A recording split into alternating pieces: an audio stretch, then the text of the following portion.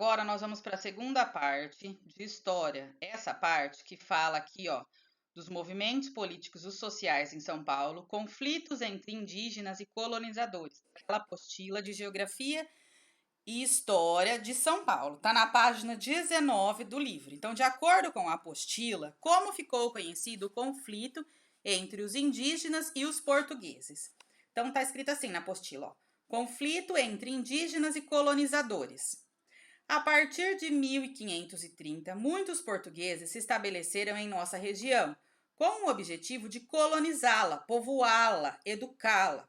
Para realizar as atividades na agricultura, os portugueses escravizavam indígenas de diferentes grupos.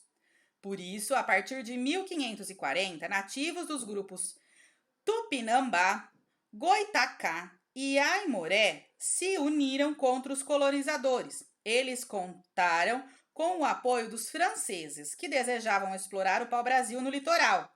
Os portugueses, por sua vez, contaram com o apoio dos nativos dos grupos Tupiniquim, Guaianá e Carijó. Esse conflito entre os indígenas e os portugueses ficou conhecido como Confederação dos Tamoios. Os tamoios atacaram vários povoados como Santo André e São Vicente, obrigando muitos moradores a fugirem para a vila de São Paulo. Em 1547, atacaram a povoação de Bertioga, cercando-a com 70 canoas. Apesar de os indígenas estarem em grande número, os portugueses os venceram, pois, além de possuírem muitas armas, em 1563 ocorreu uma grande epidemia de sarampo, causando a morte de muitos indígenas. Observe uma representação do conflito. A gente vê na figura o índio morrendo e alguém tentando socorrer ele.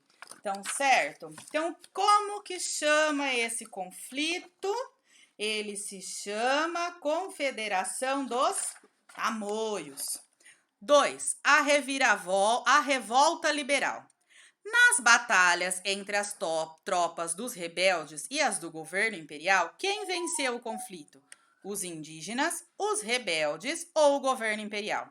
Só para saber, quando ouvimos falar da colonização portuguesa na América, lembramos logo da descoberta do Brasil.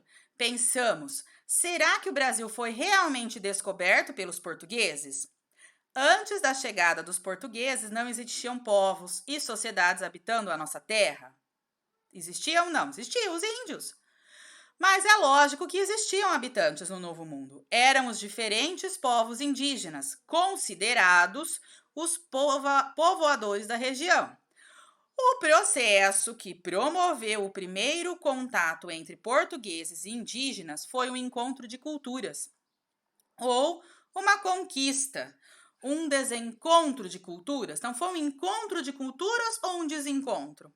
A colonização portuguesa teve como principal característica a submissão e o extermínio de milhões de índios. Por que a submissão? Os índios tinham que obedecer aos portugueses. Por quê? Porque eles se consideravam superiores aos índios. Então, eles eles chegaram e declararam que o Brasil era deles.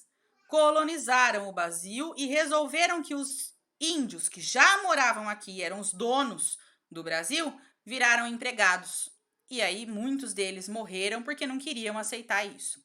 Então, o processo de colonização portuguesa no Brasil teve um caráter semelhante a outras colonizações europeias, não só no Brasil, como a colonização espanhola, que conquistou e exterminou os povos indígenas.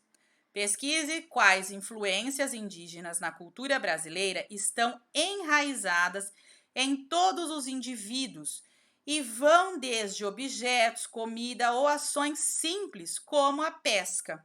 Então, registre aqui, ó, o que o índio fazia, né, no Brasil? Ele pescava, ele plantava. O que ele plantava? O que ele colhia aqui no Brasil? O que tinha de diferente aqui no Brasil que o índio usava, né, na época em que vinham para cá? Então, ó, a revolta liberal. Vou ler o texto para vocês. Em diversos momentos do período imperial, de 1822 a 1889, grupos de pessoas lutaram para ter maior participação nas decisões políticas brasileiras. Isso também aconteceu em nossa região. Um grupo de proprietários de terras políticos, entre outras pessoas, conhecidos como liberais, desejavam poder decidir sobre a política em sua região, pois as decisões eram tomadas no Rio de Janeiro, local onde